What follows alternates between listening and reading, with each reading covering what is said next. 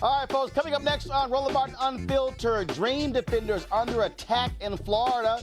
Ron DeSantis, of course, who is opposing Andrew Gillum, is attacking the Dream Defenders and trying to call them a radical organization. Speaking of Andrew Gillum, he is on a tear all across Florida. Latest poll shows are up by 5 points, and we'll break down the latest in that race as well. Plus, Sheriff David Clark, he supposedly wants to do media. He'll talk about the midterm elections. So why is he afraid of coming on this show? Wait until I tell you what transpired today. Also, right-winger Jack Berkman is trying to slime Robert Mueller by paying off women to make up sexual assault allegations. Also, Etan Thomas, former NBA star, is here. We'll talk about his new book, and we'll also be talking about Eric Reid having some choice words for Malcolm Jenkins. Wait till you see that video as well. Plus, another crazy-ass white woman losing her damn mind against somebody black, and guess what? Her broke ass now out of a job. It's time to bring the funk. Roland Martin Unfiltered. Let's go.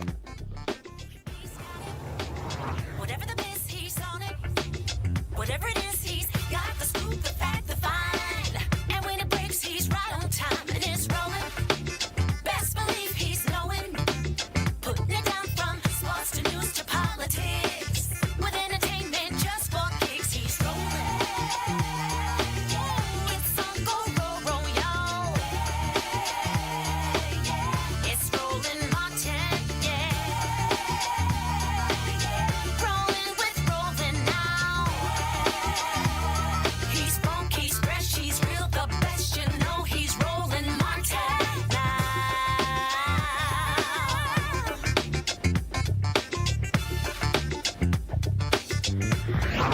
Martin. All right, folks, Election Day is 1 week away. Folks will be going to the polls on November 6th, electing folks, obviously, for U.S. Senate, for House, for Governor, for Congress, and, of course, also the statewide seats plus local seats as well. And so, as you can expect when it comes to the campaign going down to the wire, all types of attacks taking place, and one has been taking place against the Florida Dream Defenders. Ron DeSantis, who was running against Andrew Gillum to be the next governor of Florida, he, of course, has been attacking Andrew Gillum for his ties to the Dream Defenders. They've been called a hate group. Even Vice President Pence has called them dangerous. And also Trump doing his thing as well. And so earlier today, Henry, you see my iPad? Okay, all right, so hopefully they're trying to get it. Okay, so here's the deal. I got this email a little bit earlier today from Philip Agnew, of course, co-founder of the Dream Defenders. Go to my iPad, please, Henry. And this is what they have been saying. In Florida, straight out of the same playbook, GOP gubernatorial candidate Ron DeSantis is running a vicious campaign based on lies, fear, and bigotry with no plan and zero vision. He is using the governor's race to attack the Dream Defenders, an organization of young, black, brown, immigrant, and white working-class Floridians with a visionary plan for the future of the state.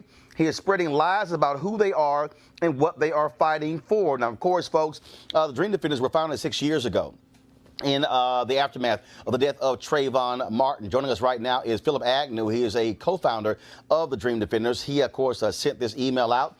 He is my Alpha fraternity brother, and so I reached out to him to have him on the show to talk about this here. Philip, how you doing? You know, I'm doing great. You know, I appreciate always you having us on, and this has been an interesting year, and we have about one more week to bring it home, but these attacks have been laughable, and they've gotten more extreme as the weeks have gone by. And when you talk about those attacks, again, they are attacking you guys because of your support for Palestinians. But they're saying there's all kind of unbelievable, crazy stuff, making you guys out to be like a terrorist organization. Exactly. You know, this stuff started when Ron DeSantis won the nomination. You'll remember the evening of his victory of the Republican nomination, he was quoted as saying to Floridians, let's not monkey this up by voting for the first black nominee for governor in the history of the state of Florida. And so this is just in a series of accusations of racist dog whistles that he's used from the beginning to demean, to mislead voters, because frankly, listen, he has no plan. And we said that before, and it's not just conjecture or political rhetoric. He literally has not presented a plan for how people in Florida are going to eat, have health care, have transportation. All he's talked about is the environment, and his plan around the environment is lackluster. And so he's attacked us every moment he can get. We were in his opening statement in the second debate. And he's also been using this to deflect away from the fact that he's got a number of confirmed relationships with known racists, known anti-Semites, on his end. And so, you know, using a group as a proxy kind of pinata instead of being able to engage with the candidate, Andrew Gillum, on the terms of a platform and on policy, he's decided to just continue in the Republican playbook or the right-wing playbook we've seen nationally. Yeah, I get the impression the Dream Defenders are as more important as important as the NRA, the way Ron DeSantis keeps going after y'all. Hey, listen, I wish we had that level of influence over our politicians that the NRA and the companies that have been supporting Ron DeSantis' campaign have. He's supported by the GEO Group private prison companies. He's supported by a number of corporations, Florida Power and Light, around the state. And so, you know, you would think that we were actually running. But what we've been saying, Roland, is that we have a platform. It's not just visionary. It's not just polemics. It's not just broad overtures. This is actually a plan for what the future of the state of Florida could and should look like if it didn't give away all its money to corporations and to billionaires and actually invested in the lives and the livelihood of people in Florida. And so it's been Florida, this, has been a punchline and a playground for many, many decades for people around the country. And we've got the opportunity, not just in the candidate that we have running on the Democratic side, Andrew Gillum, but also in the organizing that has happened in the past few years since 2012 and beyond.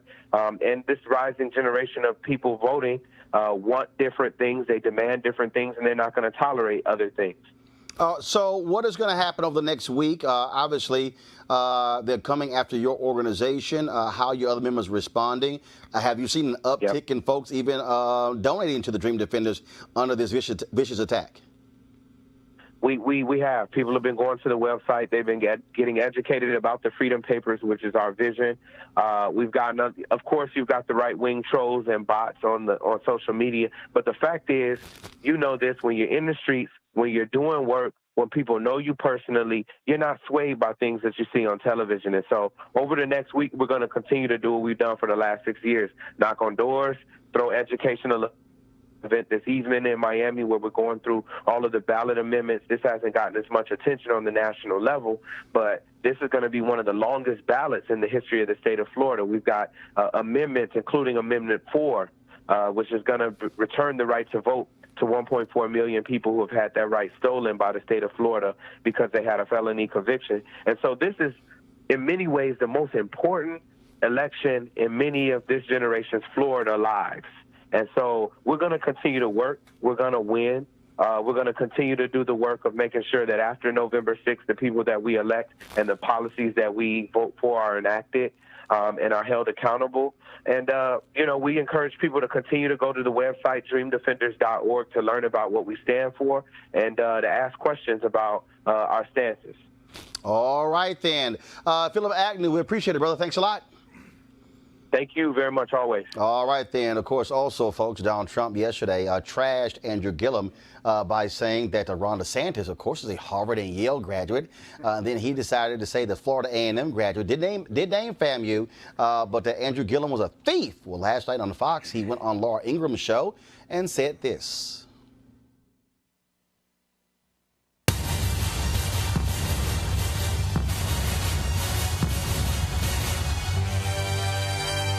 Andrew Gillum, you referenced him being a thief. What did you mean by that? Well, the FBI offered him tickets at $1,800 apiece, and he took them. He took a trip with the same FBI agent I guess he was posing as a developer or something.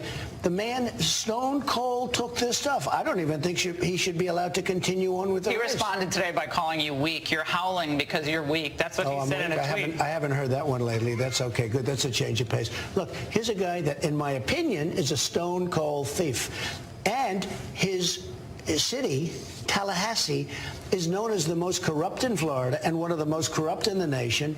He's a disaster, and how he's even close to being tied is hard to believe. But Florida can't have. If Florida has a governor like that, and I know Florida better than I know practically anywhere, Florida will become Venezuela. It will be a disaster. And you have Ron DeSantis, who is a Harvard, Yale guy. He's had a really terrific, he's a very good person. He's going to be a very good to a great governor. This other guy is a stone cold. In my opinion, he's a thief. How can you have a guy like this? And you just look at his record. Also, look at the job he's done as the mayor of Tallahassee. He's a total disaster.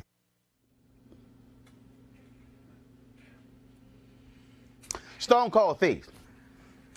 The person who's calling Andrew Gillum a stone cold thief is the same person who used his own foundation to buy a portrait of himself with foundation money because wouldn't nobody else buy it.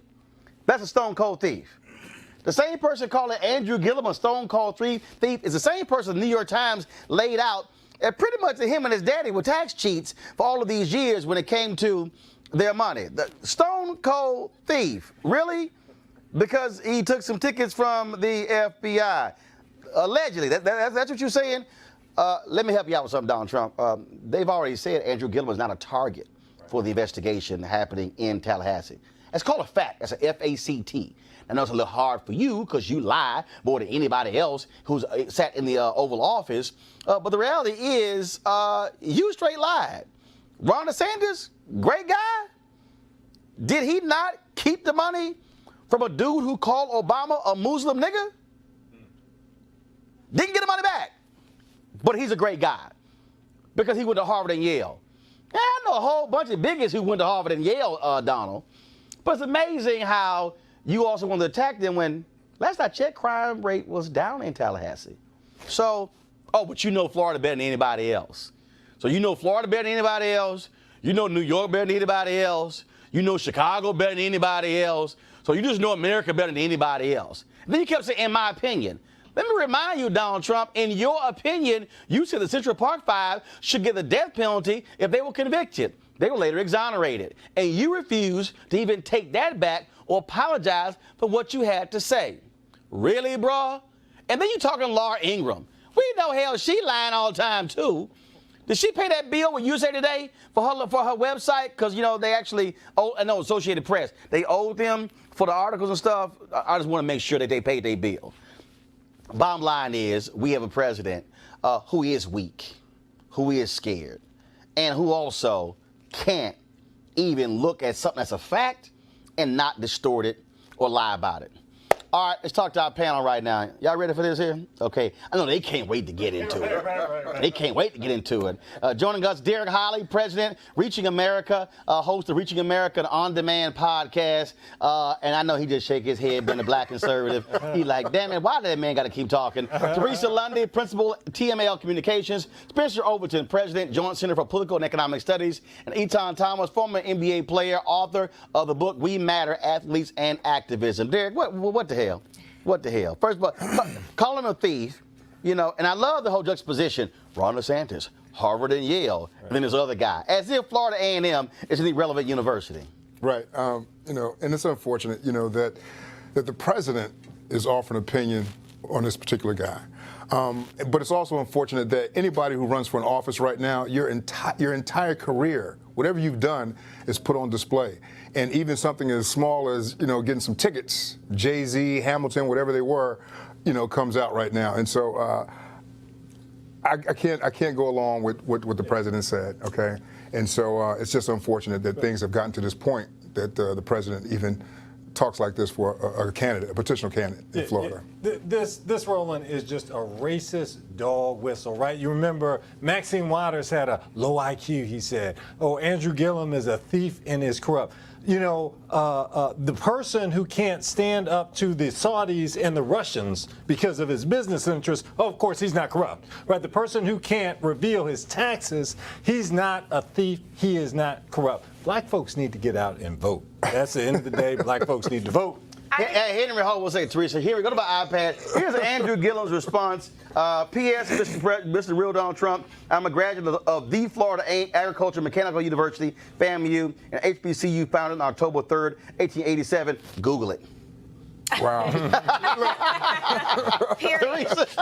Period on that. So I think this is another example where it shows how disconnected the president is with not only the candidates that's running, but to the states that he represents. So, Roland, you brought up the fact that Trump and his tax corruption, and amongst other things, if we go into the Trump Foundation and the organization. We'll be here for the next 5, 6, 7 and we ain't got that days. much time because we want people to go out to vote. And I think, again, when we see that correlation and, we try to ask ourselves, Trump, I feel like they give him 2 talking points before he goes out on set and he just runs with it. But I'm like, well, if you're upset with Andrew Gillum accepting tickets, I feel like then you guys have something in common. If he allegedly did it, right? Because it's essentially the status quo is, hey, if corruption is listed, you're president. But we all know it's alleged, and they had to find something. Because remember, this didn't happen in the beginning when Gillum was running. This had to happen now. Of course. Where, again, Trump is like, wait a minute, I got to step in and see exactly what I can do. And they also lied by saying, Spencer, that it's tied when, in fact, Gillum was up 5 points. Yeah, Go ahead. He's up 5 points, and he is connected. He knows what his white wing base wants, right? And they want to call a black candidate a thief and corrupt, right? He knows how to play right into that. Etan. Well, I think it's obvious. He's going to demonize the Andrew Gillum as much as he possibly can. And he knows that he's playing to his base. His base doesn't care about all of the corrupt things that he's done. They don't care. They already know that. Hell, they also don't care about the truth. Yeah. I mean, you have polls where they say, yeah, we know he lying, but. Yes, they don't care. They're going to support him anyway, almost like a cultist following that he has. I mean, of course, when he brags, he can shoot somebody in the middle of, whatever street and not lose any followers. That's the actual truth. So that's why it's important for us to get out and vote, because they're going to go out and vote. And no matter what dirt we bring on Trump, you know what I mean? They already know. They don't care. They're going to vote for him anyway. Well, I'll tell you what is pretty crazy there. We're going to get more into this, folks. Of course, also hitting the campaign trail in Florida this week will be former President Barack Obama. He'll be campaigning on November 2nd for Andrew Gillum, but also for Bill Nelson, who's running for the United States Senate against the governor, Rick Scott. So that'll take place. And he'll also, of course, he'll be in Georgia as well for Stacey Abrams. Now, also, check this out, folks. Here's a picture of Brian Kemp. Brian Kemp is the guy who's running against Stacey Abrams. He took a photo with this white supremacist named James Stakowiak.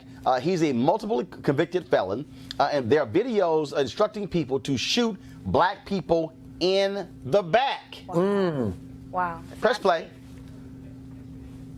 Milwaukee. I was watching the news footage this morning. What did I see?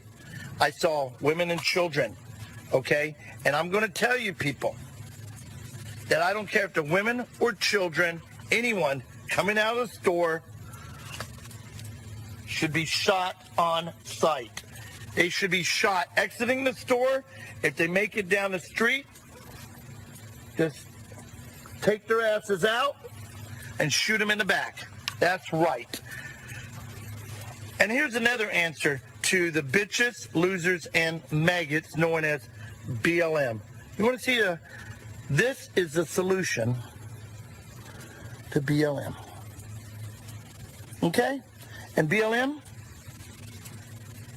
I got a round with your name on it. And you know what? Try to burn my home. Try to burn my business. Brian Kemp has never disavowed this racist or his organization, the Nationalist Liberty Union. Derek, you want to jump in? I saw you lean in first with the shirt he had on, Black Lives Matter, giving him the finger. Yeah, I saw that. And Roland, I like to say, man, it's just right now our country is at a place that I don't think we've ever seen it before. And Yes, we have. History repeats itself. Yeah, we've been here before. We've been. Well, you know what? I think with social media and what we're able to see right there, it just brings it to us much faster. Oh yeah. And at a much faster rate. And you see things like that, there's no place for it, for real. I mean, how you have a bullet with somebody's name on it? That's called a threat. Yeah, That is a threat. That's a threat. Now, has anything been done about it? And especially after we now know that this pipe bomber dude, not only did he send 12 devices to political figures, he had a list of more than 100 people that he had researched and gotten their addresses and planned on targeting them as well. And that list includes activists, journalists, and other folks. That's happening right now in this country. And he's not the only one. And so for me, yes, the fear tactic is out, and so, I wonder how many other people is like-minded, the way he's actually interpreting how lives matter to him, because they don't.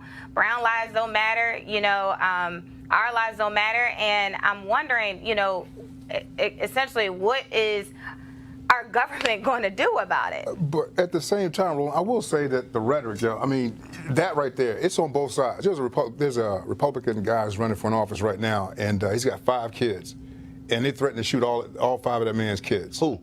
I knew you were going to call me. Of course I was going to ask you that. I'll pull it up in the break. Of course I was going to ask you that. He's a candidate that's running. They said they want to shoot all 5 of his kids. And so, I say that because I do hear it from both sides. Well, I mean, I tell you what, I hear a hell of a lot more from the GOP side. You got a Congressman Duncan Hunter who is running one of the most racist campaign in the country right now, where he has literally called his Democratic terrorist, his Democratic opponent who's a Muslim, you vote for him, you are electing a terrorist. That's what he said. And this guy, of course, Republican leadership has not disavowed him as well. And speaking of that, folks, Steve King of Iowa made a comment. Of course, he's endorsed these white nationalists in Austria and actually said that if they were in the United States, they would be Republicans.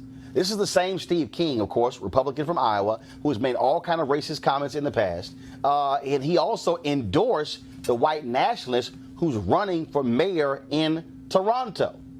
Crazy. But check this out. And so many folks went after Steve King. Then it was discovered that companies like AT&T, Purina, Berkshire Hathaway, and others actually gave money to the campaign of Steve King. Well, Purina announced a couple of hours ago that their political action committee is withdrawing their funds from and will no longer fund Steve King. He's running in Iowa. He's actually it's neck and neck. He's up 1 point against the Democratic challenger, which is also shocking there. And of course, many people have challenged Republicans to call him out. Well, one Republican finally did with the National Republican Congressional Committee. Pull the tweet up, please. You actually see this here. Steve Stivers, Congressman Steve King's recent comments, actions, and retweets are completely inappropriate. We must stand up against white supremacy and hate in all forms, and I strongly condemn this behavior. Guess who has not said a word? Paul Ryan, the Speaker of the House, or Mitch McConnell, of course, the Senate Majority Leader, and other Republicans in leadership. Going to you, Etan, then Spencer. Again, luckily this guy says something. I will appreciate that. But Steve King has been a known racist in the Republican Party for a very long time. The racist comments that he has made are quite consistent, and he has no problem making white supremacist statements. Well, everything is documented. I mean, you can't go into the falsehood to say that they didn't know, or before they say, well, what has Trump said that was racist? Who does he support that is racist? Well, everything is documented, but you're supporting him anyway. Right now, nothing that Trump says surprises me. He is exactly who we thought he was. Right. I agree. But what surprises me is the number of people who are still supporting him. Right. That does surprise me. No, it does surprise me. Well, the reason why is because we were supposed to be moving away from all of this. America was supposed to be changing, and it actually has gotten worse since Trump has taken office. The number of white supremacists that have been documented has gone up since Trump took office. Everything has gone up. Everything has been worse. So now you have a polarizing, figure with Donald Trump that stands in front of the entire world and says he's a nationalist. There's no more excuses right now. You know exactly who he is. So if you are supporting Trump, this is exactly what you're supporting. And Derek, I need to push back on you here in terms of this notion of kind of both sides is both sides, right? We're not talking about just framing racial language here. We're talking about violence here. You know, a bullet with somebody's name on it. We see these pipe bombs across the country. We see this a synagogue being shot up here, right? And from the top, we've got. I don't think you put the synagogue into this because there were shootings under the last administration too. No, hold on. With the synagogue, it was a hate crime. It was a hate crime. That guy, I'm sorry, was a little. I think it was a hate crime for the shooting in the South Carolina church shooting. That was a hate crime too. Oh, that was no, I think that's right. But you certainly didn't have a president who said, you know, this is an okay environment and it's fine to throw a. No. He created an environment. He creates an environment when he says, hey, you can slam anybody who slams a journalist like this is okay by me. You didn't hear that from the past president. You didn't hear this kind of macho, physical piece. Oh, they're bad people on either side. No, you'd have a president who'd say, hey, this is evil. This is wrong. Yeah, who would step up to the plate. I think we have, you know, in past presidencies, we've had conservative presidents, you know, where that type of rhetoric and that type of negative energy was not spoken of.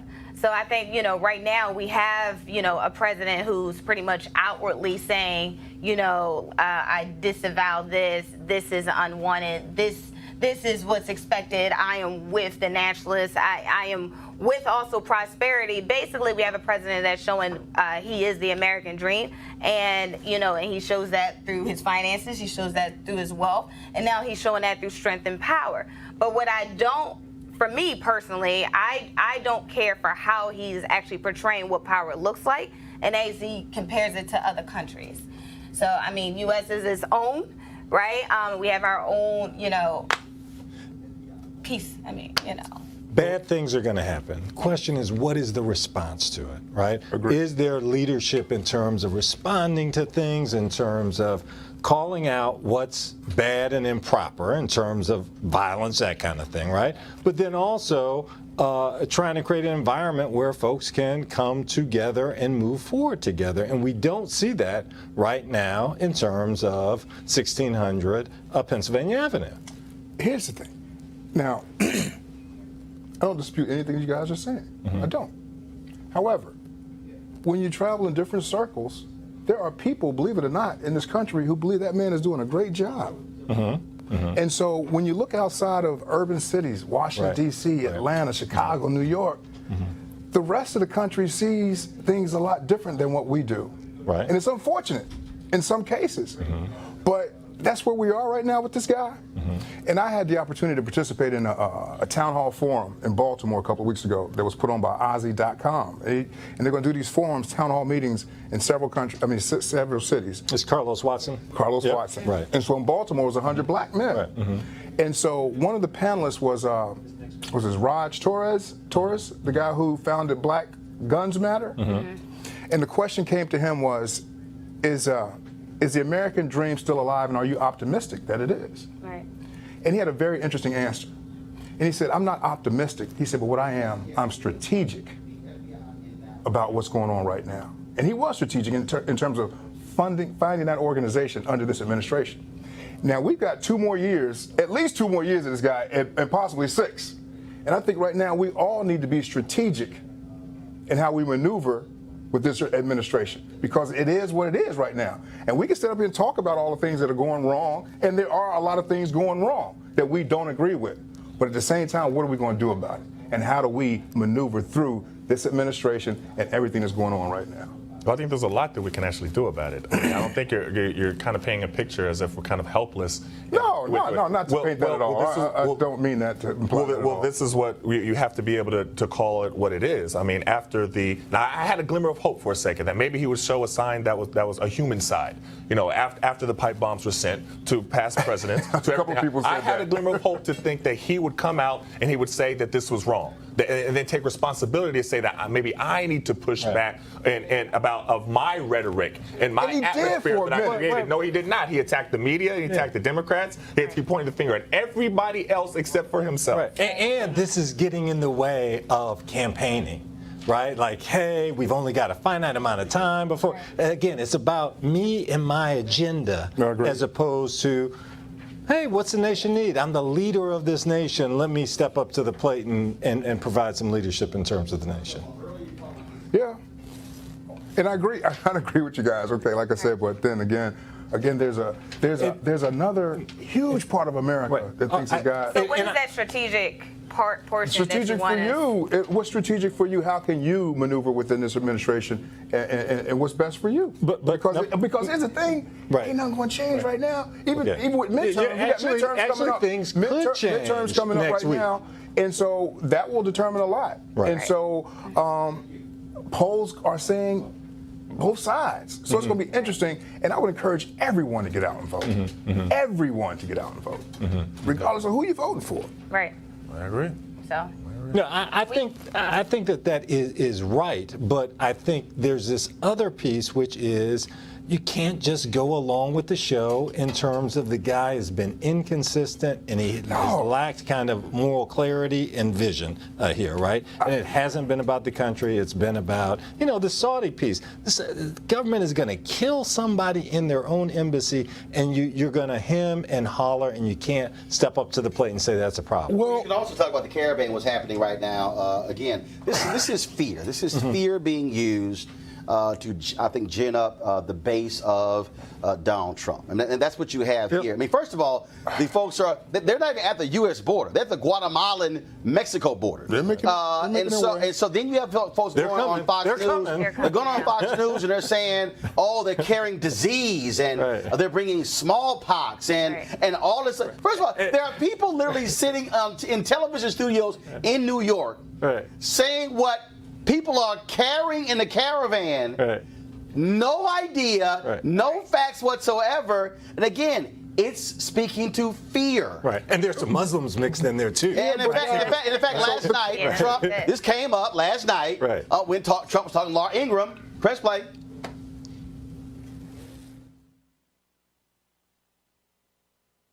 When you look at that caravan and you look largely, very, big percentage of men, young, strong, a lot of bad people in there, people that are in gangs. The New York Times is saying the military, Mr. President, being called up by you is an election year play. Is this politics or is this real? When you look at that, thousands of people. Somebody said, now on that one they build it down. I'm pretty good at figuring out how many people. Thousands and thousands of people on the bridge. When you looked at that bridge loaded up with people, that's called an invasion of our country. All right, folks. And here's the piece. The military, the only action they can take is logistics. They literally are limited to what they can do. Well, but the thing about it is, I think it would be foolish on our part to believe that every American is in agreement that these people should enter in this country. No. That's not. No, but what you have here, though, you have this, it's the fear. It's also him coming out saying that he has the right with an executive order to somehow just change the U.S. Constitution. Even Paul Ryan. We know they can't do that. No. But the fact that you're the president and you're saying it and goes, no, my White House counsel told me I can, and I'm going to sign it. Again, executive order, though. He can do it with an executive order. No, he can't. He can't change the Constitution, but he can have an executive order. No, he can't. No, can't do that. The Constitution doesn't allow him to have an executive order, but not one that's not constitutional. Right. So. Maybe we're mixed. I'm saying he can do an executive order, but it won't be constitutional. Hold on just a second, right? It won't be constitutional. We have this 14th Amendment, right? It says if you're born here, you're a U.S. citizen. You know why they had to have that? But black people. Black people. That's absolutely right. After the Civil War, we're afraid that all these states will not allow black folks to be U.S. citizens here, right? Because, hey, you're not real. And so if you're born here in the United States, you are a U.S. citizen. So he's trying to take that away, not by going to Congress, but by an executive order that he signs. So we're supposed to there are 4 more caravans forming right now. 4 more forming right now. Right. So are we supposed to just say, hey, come on in? No, nobody said that. We said that this is about a fear-mongering, this notion of you're protected, white folk, we're going to get your guns, should we let these people and in? we're going to protect you from these black folks who want life and want to talk back to police. There's a process we have for people who congregate at the border. Law. Yeah, it's not like the floodgates are just opening in up. 2012, 2008, 2012, Democrats ran on immigration. Matter of fact, President Trump tweeted last week that he was in agreement with President Obama, at the time he was Senator Obama's immigration policy, because he said that we cannot continue to allow undocumented immigrants to enter into this country. But there's a difference between there's a process for folks who are coming to the border. So let's follow the process. Then the fear mongering that we're seeing, they're bringing disease. They're taking over. You got these white women who are saying, "Oh my God, they're going to be taking over our summer homes in Minnesota." God, I don't dispute the fear factor. But again, but the fear factor is a part of the political game, and what I'm saying is not sane, it's not logical, and what it is, and let's cut to the chase. This is really what he's saying. Hey, them brown people coming. They coming to take the place of all these white folks. They gonna kill you. They gonna take your children. They gonna take your job. That's exactly what they're saying. Right. And black people are very familiar with white fear. Mm-hmm. I hear you. I hear everything you're saying, Roland, but, my wife, who couldn't be more anti-Trump, okay, she went to church Sunday with her sisters and her mom. It was some kind of Women's Day kind of thing, October. So after church, it was her and 7 other black women standing around, and they were talking about the caravan. And so it was interesting because she came home and shared it with me. She's like, every last one of those women who ain't no Donald Trump fan all agreed that something has to be done about this caravan. Yes. People enter into this country. And when you say something has to be done, guess what's going to happen? The process, follow the process. They're going to get to the border. There's going to be a process. Yes, that's already there. When we say something has to be done, we act as if there's no process. They're just going to come rushing in, and it's just like, oh my God, they're going to just be running around, and I'm going to go to New Mexico, and I'm going to go to Texas, but when they get I'm going to go to Illinois. They get here to go through the process, and then they have to go back to court. And then what happens in the time when they're supposed to come back? They don't show, so they're here. Okay, first of all, they will likely be detained. First of all, they're not going to come. They can't detain them until citizenship or whatever. They're not going to come into the country and then just sort of just go wherever. Okay. No, that's not how that works. Yes, I know that. That's not how it works. And so, but again, it's fear that's driving it. All right, folks, hold tight one second. Second, when we come back, we're going to talk about fear of people like David Clark. Scared of black people like me. We got some other stories we're going to talk about. We're going to go to a break right now. So we'll be back at Roland on the Field in just a moment.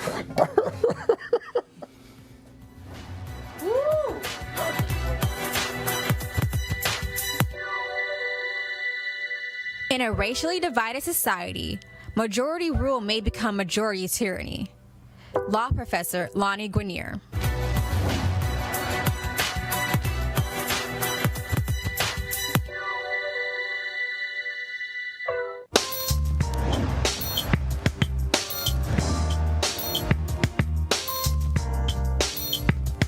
First off, HBCU Giving Day is school today, St. Augustine's University. Of course, I'm rocking the hoodie. This is what I was given. My Alpha General President, Dr. Ward, is the president of St. Augustine's. And so when I was there speaking on the campus a couple of years ago, they gave me this, located in Raleigh, North Carolina, established in 1867 by the Episcopal clergy for the education of freed slaves. And some of their greatest graduates, Anna Julia Cooper, writer, educator, one of the first African-American women to receive a PhD, and Henry Beard Delaney, the first African-American Episcopal bishop. And so please support, pull the graphic right there, St. Augustine's University, www.st-aug.edu. And so, Dr. Ward, y'all get a shout out. That's why I'm rocking the hoodie. Normally I wear HBCU gear on Monday. Well, since we were out of studio yesterday, I pushed it to Tuesday, so we do it every single Monday. And of course, we do HBCU Giving Day every single day. And if you're a graduate of St. Augustine, send a check.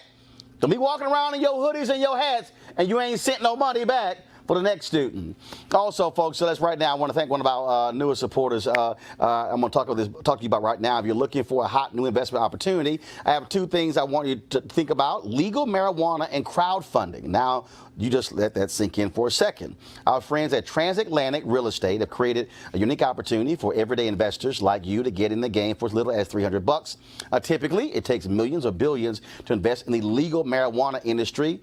Some folks, we're going to leave that alone. But it can be pretty risky trying to establish market share. However, Transatlantic Real Estate is taking a different approach.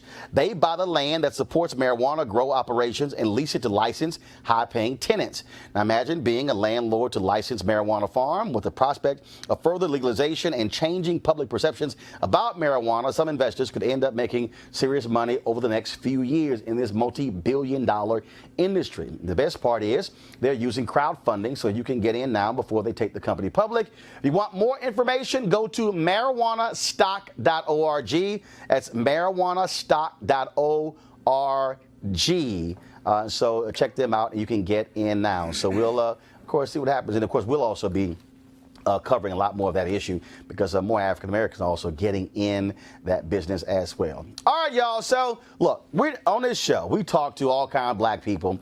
We're not afraid of any subject. And so I get a kick out of these crazy, deranged black conservatives, not like Derek. But the other folks who are afraid that I'm going to bite them because, you know, it's just too hard. So check this out. So today I got this email from Maria Sliwa.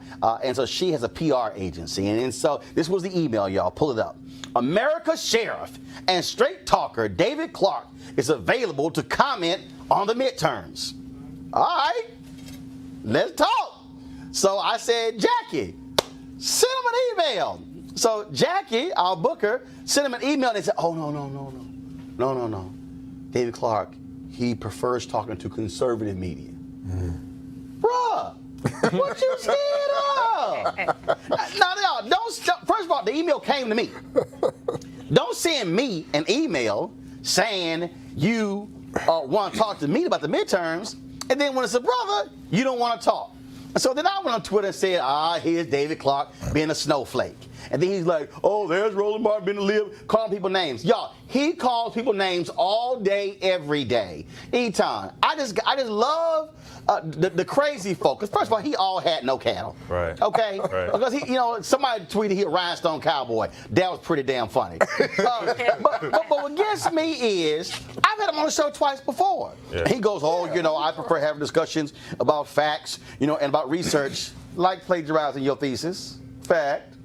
But what kills me is this is sort of like Candace Owens and the rest of these folks who want to run their mouths trashing black people, but they don't want to come talk to black people. Mm-hmm. Well, they want to go where they're celebrated, and they're celebrated on Fox News. I mean, that's why it... And Fox News won't even call me. Of course they're not. They don't want you. Matter of fact, they'll call all four of y'all before they call me. They're like, nah, we ain't calling that brother. Right. They want certain type of black people who they could point to and say, see, he agrees with us. And it's so disheartening seeing black person after black person fall for that. You know what I mean? Because you look at Candace Owens, you look at Jason Whitlock, who I watched your interview, and you see that it looks like he's auditioning for Fox News. and you know he's on Fox Sports 1. Yeah, but they want to. He's auditioning. He has a spot on Fox News after he finishes with FS1. And the thing about it is, they don't understand how they're playing themselves. I question if they even believe everything that they say, or that they know that there's the audience who will pay them to do what they're doing, which is even worse. And especially what kills me is I would dare say that I have more black conservatives on this show than even Fox News. I'm talking about on a consistent basis. So now I'm going to defend Sheriff Clark. Uh-oh. Right? I'm going to defend Sheriff Clark. Because I remember the time where we were in the studio and it wasn't a plan for him to be on, and you were able to get him in the studio, and he came in and you kind of lit it up. No, actually, no. Actually, I was nice that day. that wasn't even like hitting them with with a fire poker. No, I backed off that day, and folks were like, Roland, you went easy on a brother. But see, here's my biggest deal.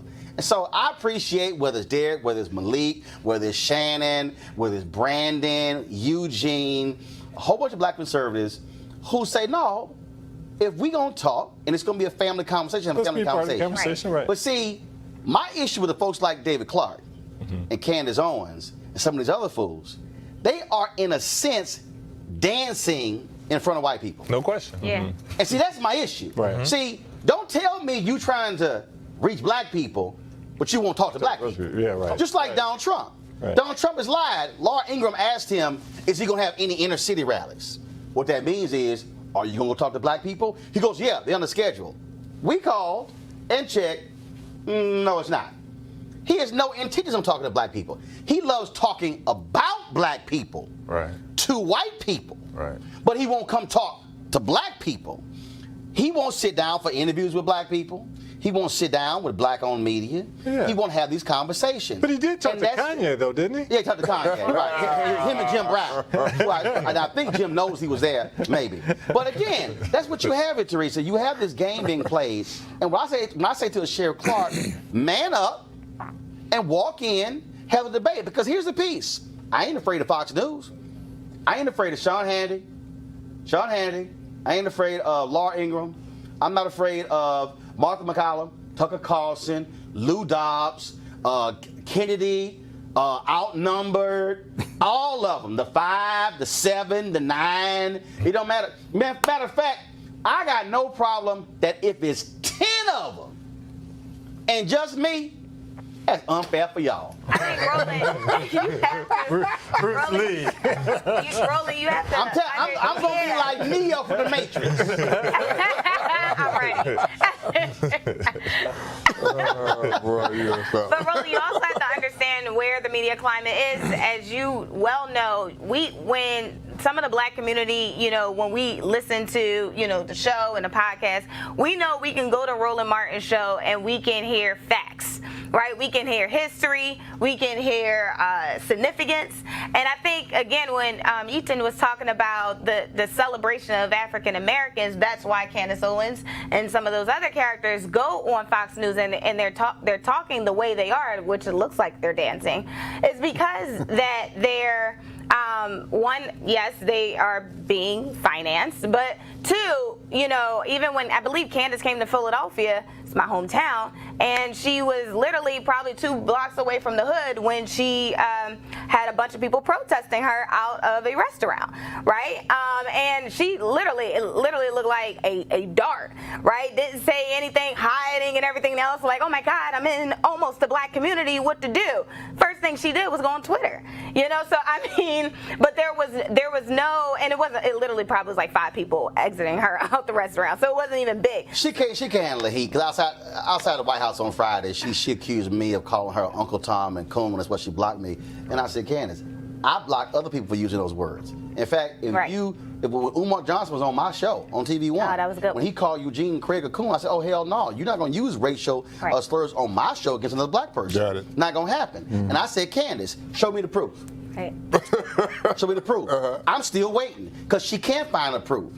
But speaking of proof, now y'all know I try my best to avoid anything this dude say, because we're gonna talk about this. We're gonna lead into Etan's book and Eric Reid. But guess who tweeting? Who? Y'all know Kanye back on Twitter, right? How great. I thought it was off. He's back. Oh, he back. Pull his tweet up. Oh Lord. I support those who. No, actually, I don't want to go that one. I'm gonna go to this one here. I would like to thank my family, loved ones, and community for supporting my actual beliefs and my vision for a better world. Y'all ready for the next one? Okay.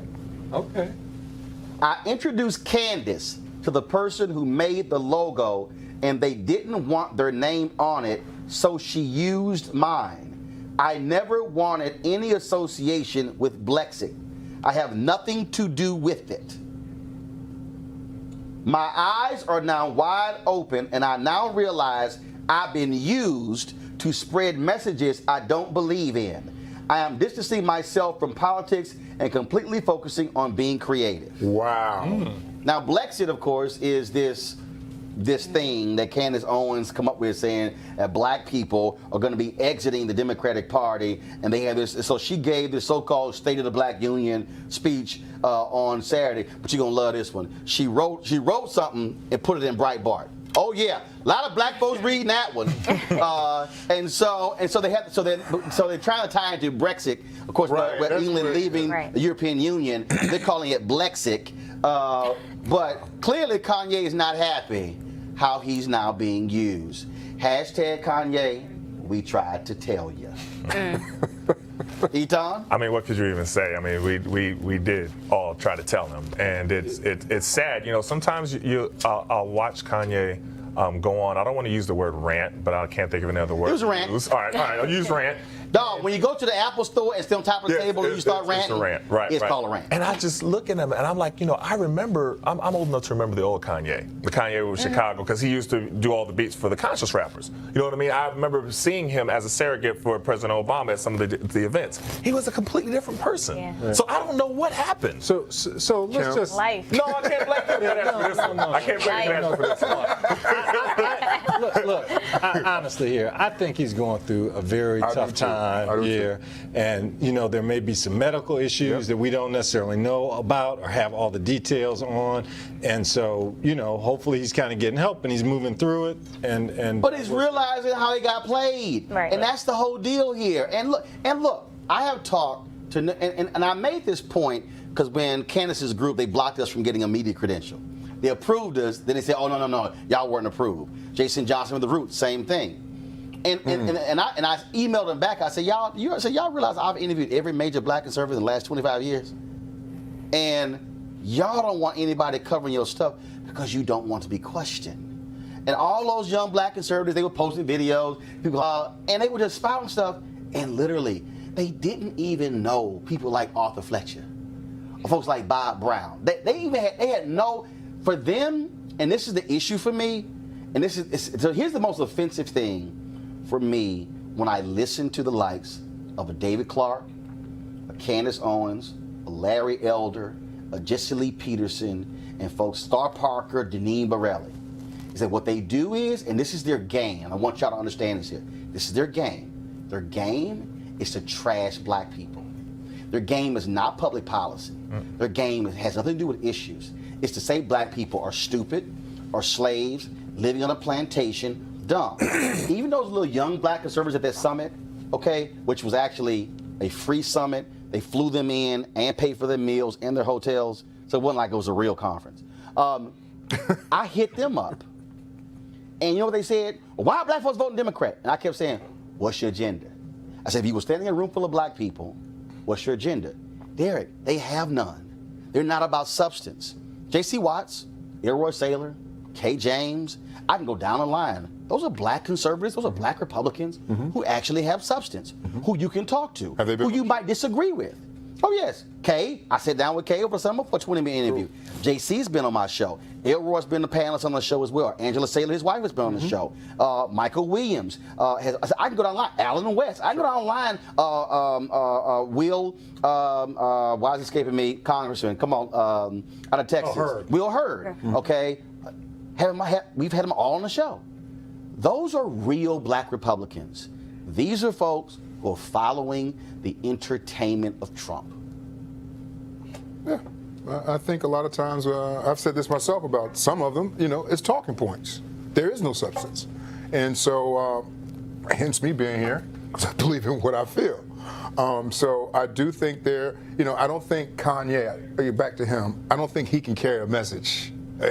Nothing whatsoever. But it has nothing to do with message. What it has to do with Etan, it has to do with celebrity, and it's a game. That's what it has to do with. It has nothing to do with substance. But it depends on what you're saying. And it doesn't mean that just because you're a celebrity, you can't have substance. And that's the part that I really disagreed with that Jason Whitlock kept saying in your interview of proposing it as if because you're a celebrity, because you're an athlete, you can't have substance. You can't know about this. This is like outside of your lane. Which is why you wrote the book. Of course. We Matter. athletes and activism, because that is on point, because there's a history of black activists who were entertainers, who were sports figures. The reality is you can go down Ossie Davis and Ruby Dee and Diane Carroll and Sidney Poitier and Dick Gregory and on and on and on.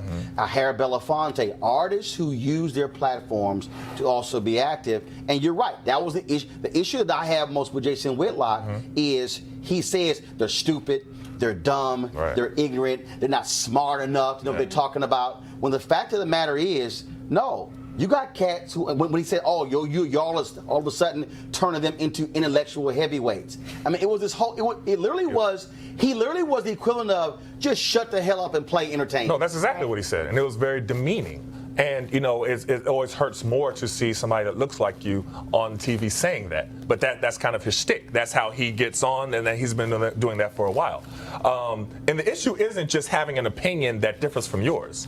You know what I mean? That's why you have conversations. That's why you have discussions, debates. There's nothing wrong with having a difference of opinion.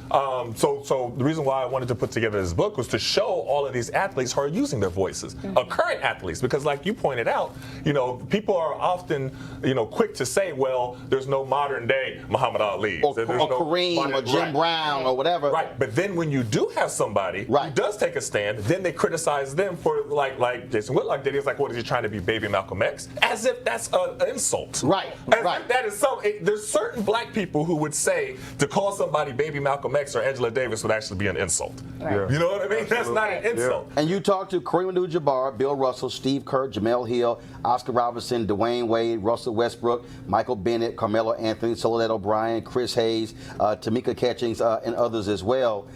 And what was the one thing that actually, I see Mark Cuban as well, what was the one thing that really stood out the most? Because you talked to black folks, white folks, media, sports, entertainment. Right. I mean, one of the main things that stood out was, well, there's so much. So the way that, you know, I keep referring back to your conversation with Jason Whitlock, the demonization of Kaepernick.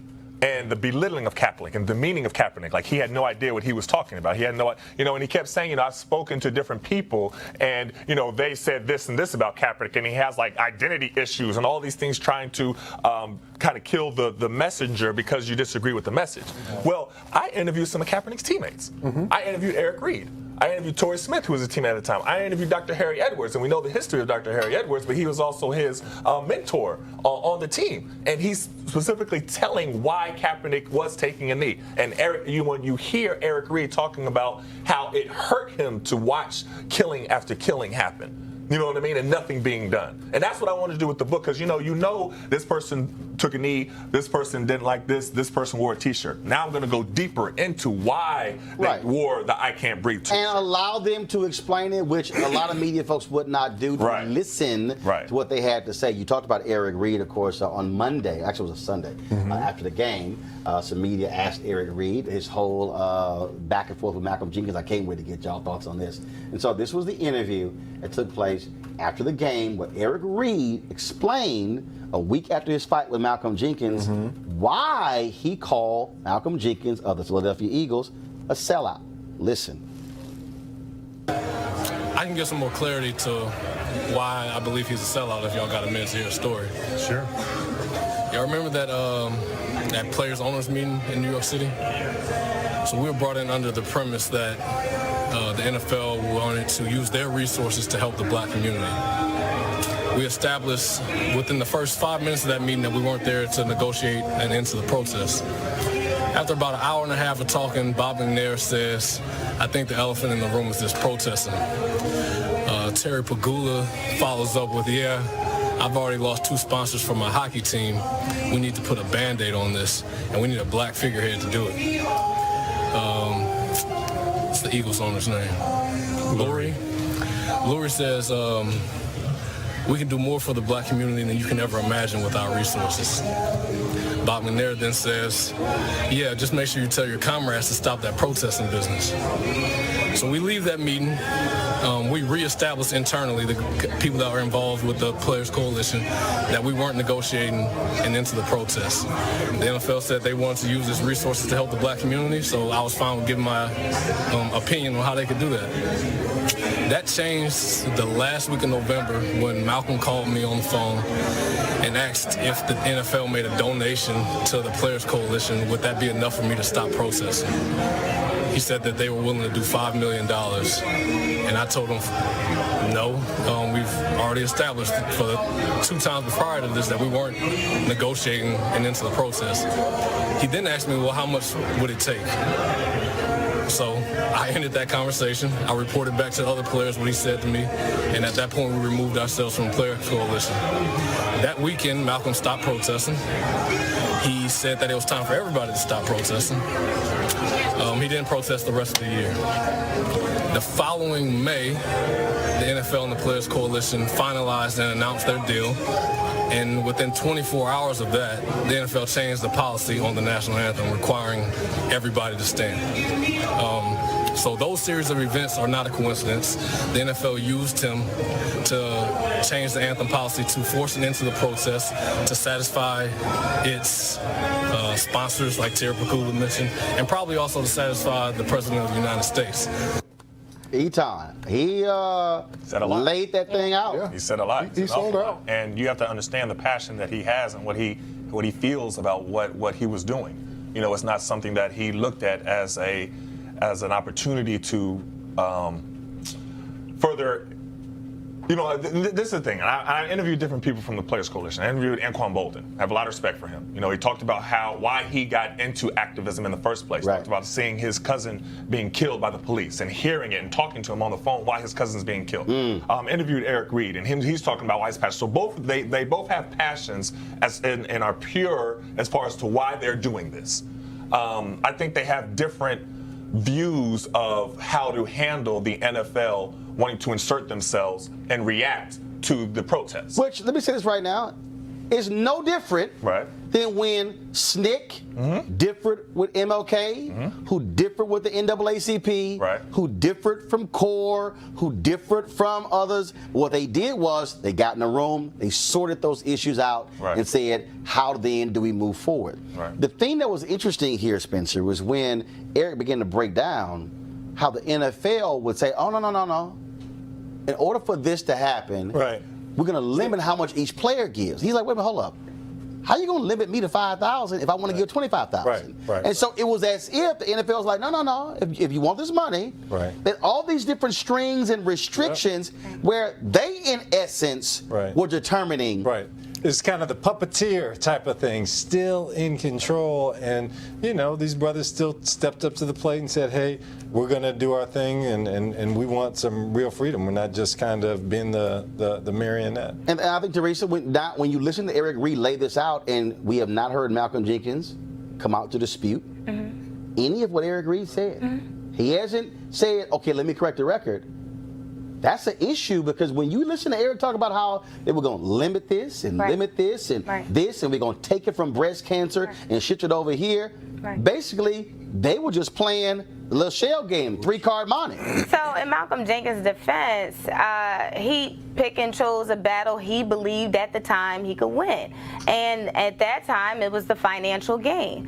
And I think it's actually a lesson to all of the players, you know, if the NFL is going to limit the amount that you can spend to donations, what personal wealth have you been saving or investing where when they start pulling those strings, they are no longer tied to that and they can just have free will. But see, this case here, Etan, go ahead. But it was fool's gold. And what they were trying to do, they were going to twist it and use the media to say, see, they wanted us to take away from breast cancer awareness. I guarantee you that's what they would have done. They would have showed, like, everybody's just hearing that that's where it's going to come from. I guarantee you the NFL would have put that out there. They said that they wanted us to divest from some of these other places that everybody is for. You know what I mean? To be able to and make the NFL look like they were so, you know, trying to work with them. So basically, if somebody came in here and they said, okay, Roland, I'm a match a gift on how much your panelists give.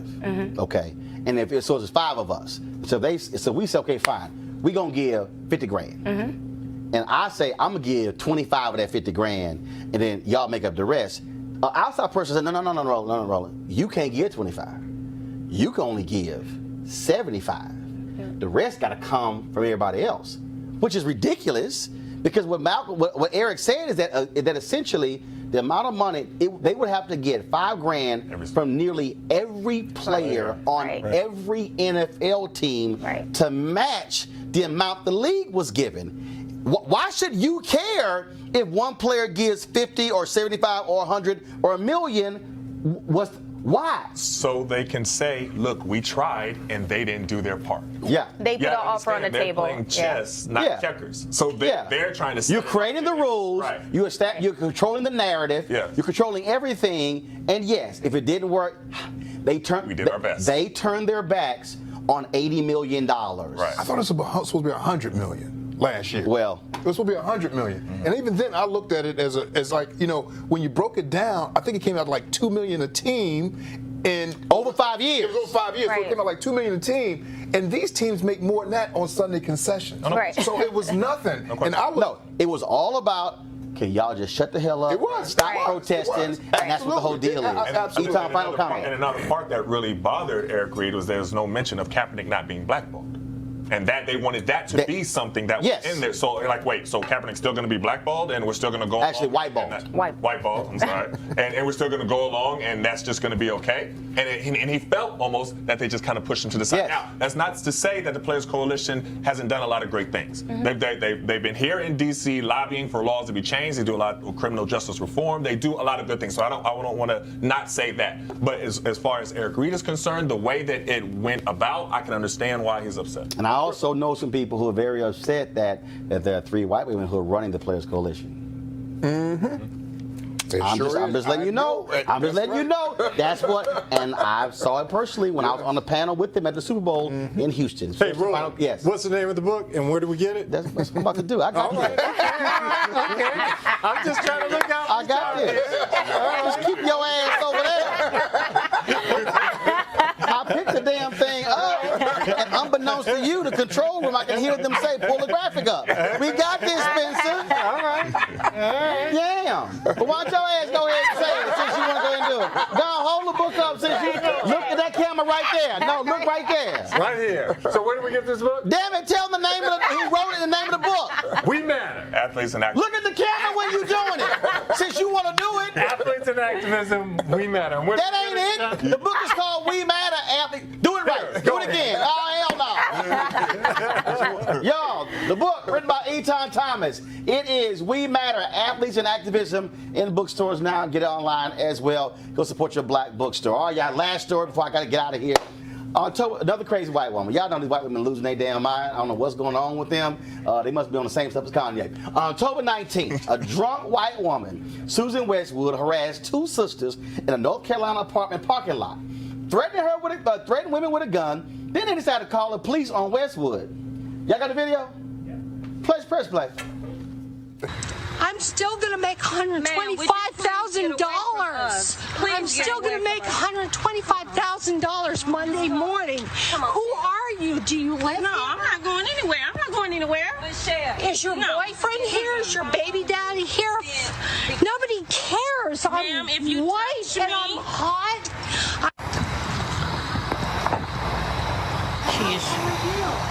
I don't know, but you're harassing us. Need to bring out my concealed weapons too? This is North Carolina. Parking lot Susie. She's been evicted from her apartment, and she lost her job.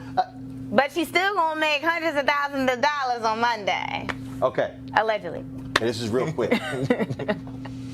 I'm about to do a PSA for all crazy white women in America. Every time y'all talk, your ass gonna be on TV.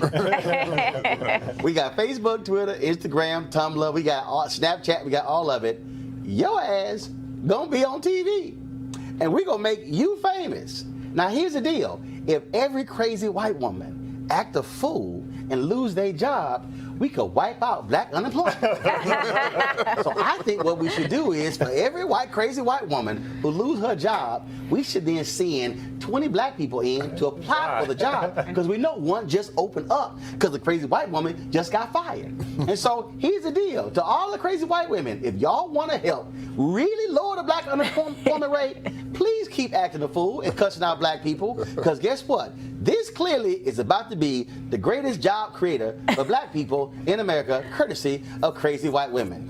Thank you very much. All right, y'all. Be sure to support Roland Martin Unfiltered by joining our Bring the Funk fan club. Go to RolandMartinUnfiltered.com. We want y'all to join our goal to get 20,000 of our fans to contribute a minimum of $50 for the year. We're going to have discounts and all kinds of other stuff available for you by being a part of our fan club. So become a charter member today. So please support us. Also, if you're watching any of our clips from the show, go to YouTube, because here's the deal: we get more money from YouTube than we do Facebook, and we won't get nothing from Periscope and Twitter. So it's a good bet. I'm not going to be broadcasting the show on Periscope until they learn to give content creators some money. So Twitter and Periscope, I advise y'all to do that, or brother's gonna bounce. So go support us at youtube.com/Roland S. Martin. All right, folks. Say the Augustins, I hope y'all appreciate me rocking y'all hoodie. We're going to have another one next week, and I'll see you guys tomorrow. Ben Jealous, running for mayor of Maryland, governor of Maryland. He's going to be on the show tomorrow. And Aaron Ford, who's running for Attorney General in Nevada, also on the show tomorrow. Appreciate it. Derek, Teresa,